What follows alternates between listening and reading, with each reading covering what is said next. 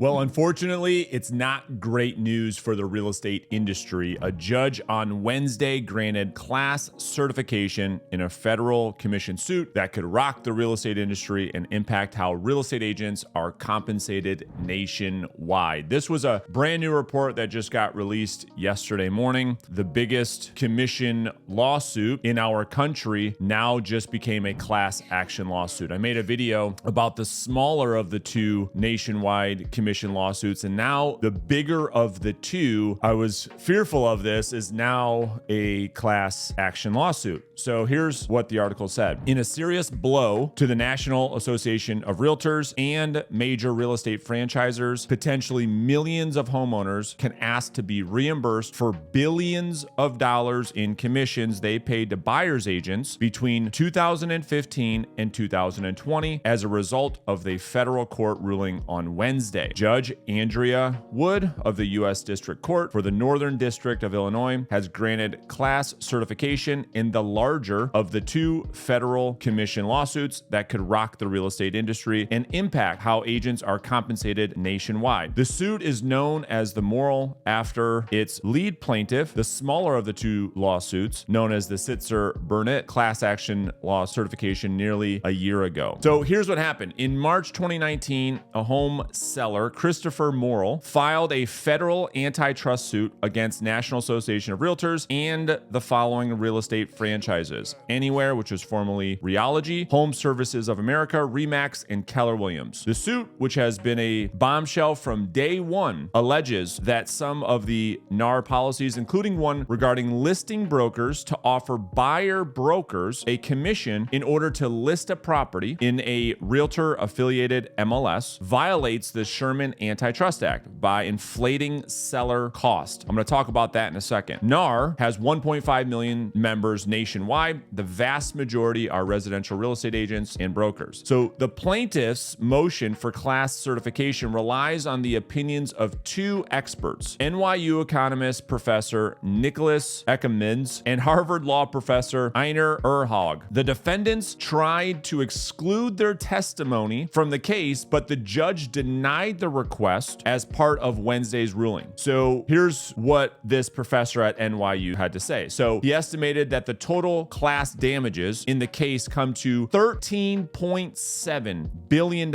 Now, if the court awards these damages, the figure could go up to $41 billion. I mean, that would be catastrophic to the real estate industry. So here's what the article goes on to say. At issue in the case are a standardized rules by NAR and then adopted corporate defendants, which in turn enforce those rules against the affiliate brokers throughout the nation. This is what the judge wrote in her order. Plaintiff's evidence includes defendants' own policies and representations that reflect how the National Association of Realtors and corporate defendants work together to implement and enforce the MLS rules, code of ethics, and code of ethics. Plaintiffs also highlight evidence showing the various senior executives from each corporate defendant were extensively involved in the NAR's governance. So this is really, really interesting because, like the other lawsuit, the challenge for me is when both of these massive lawsuits, if these lawsuits go through, it will change the way compensation is done in this country. And essentially, the buyer agent commission will be either gone or it'll be completely different than how it is today. So for those of you that just aren't aware of kind of what's going on, let me give you a little bit more context. So home sellers who paid a commission between March 6, 2015 and December 31st, 2020 to a brokerage affiliated with the defendants in the case are in a jurisdiction excluded from the class are sales of residential real estate for a price below $56,000 or sales of residential real estate at auction. So those are all excluded from the case. Current and future owners, however, of real estate covered in these jurisdictions who are presently listed or will in the future list their home for sale on a covered MLS are also excluded from the class. So these just have to do those properties listed in that 5-year period. So here's a couple things. Again, my challenge with this lawsuit, and the thing that I find so fascinating, that the judge of these cases, not only am I shocked that she granted it being a class action lawsuit, giving the whole suit merit, I think for me the challenge is when the the allegation is that listing brokers and NAR are inflating the cost of sellers, I say, well, I guess the thing to consider is the seller is the one who agreed to this up front. Because I could see it if there was a world where a seller hires a real estate agent, thinks they're paying one thing, and then ends up paying another thing as it relates to real estate commissions. I could get that for sure. The thing that I don't understand is the seller agrees to the commission up front before they sign an agreement, before they list the house, before the realtor puts this in the MLS. The listing agent has a conversation with the seller and negotiates the rate of commission to which a seller must agree before that property must be listed. There's other issues, I think, with the case that I think will be argued both ways, but that for me is the sticking point that I just don't understand how this case or the other commission lawsuit has any legs. Because again,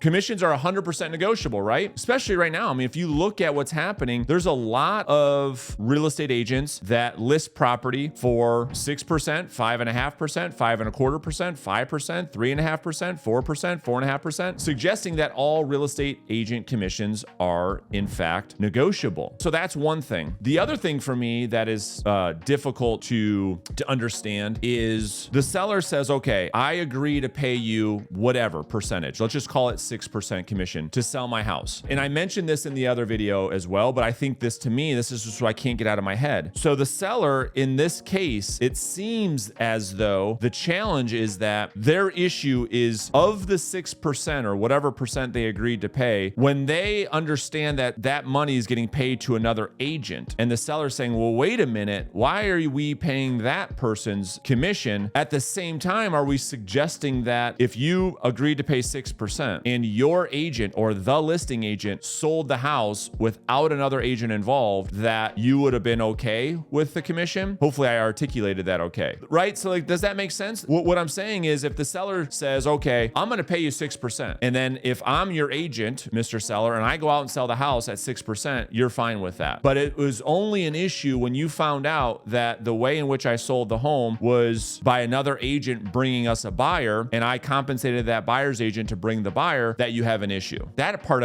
doesn't make any sense either. Furthermore, the other part that I have an issue with, not only does the seller agree to the commission up front, commissions are negotiable, not only as me as the listing agent, or a listing agent rather, going to do anything we can to sell that property, to which the seller says, yes, this is what I agree to pay you. When we get an offer for the property, sellers aren't obligated to accept those offers either. And so there's another opportunity in the transaction, or another occurrence rather, where the seller says, okay, we have this offer, it's from another agent, and so I have a decision that I get to decide for myself. I can accept that offer from this other agent from another company or not. And most of these sellers found it reasonable that this offer that was submitted to them by another agent was indeed acceptable. And so, yes, we're going to compensate that buyer's agent because they're the ones who brought us the offer that Mr. and Mrs. Seller, you accepted. You didn't have to accept the offer. You chose to accept the offer. And so that's the other challenge. Furthermore, the fourth issue for me is, let's pretend that the judge rules in favor of the plaintiff in this case, and buyer agent commissions or buyer agents are a thing of the past. The big challenge is who actually pays the price of that ruling. To me, all these lawsuits and all these people coming after the real estate industry, on one hand, say they are looking to protect the consumer. If that is true, and a judge rules in favor of the plaintiff in these commission lawsuits, what about the buyer who now potentially goes unrepresented, has no protection whatsoever in a real estate transaction? How is that better for the consumer? If buyers in this country, and there's 6.5 million homes that get sold every single year, if all those people go without representation and they have to end up working with a listing agent who is the seller's fiduciary, who by the law are negotiating against the buyer, and the buyer goes unrepresented, how does that protect the interest of the buyer? Furthermore, how does that protect the interest of the seller if you're saying to all the potential agents out there who could work with a buyer who would bring that seller a great offer that in 9 times out of 10 would accept that offer because it was better than their listing agent could go out there and produce? How is that better for the seller? How How is turning down a whole channel of potential offers on your home better for the seller? And so I'm not an attorney, this is just my opinion. But when I look at this case, if you just look at the surface, like, yeah, we're mad that we paid these commissions. I get it. But then if you really start to go deeper, there's some holes or some things that I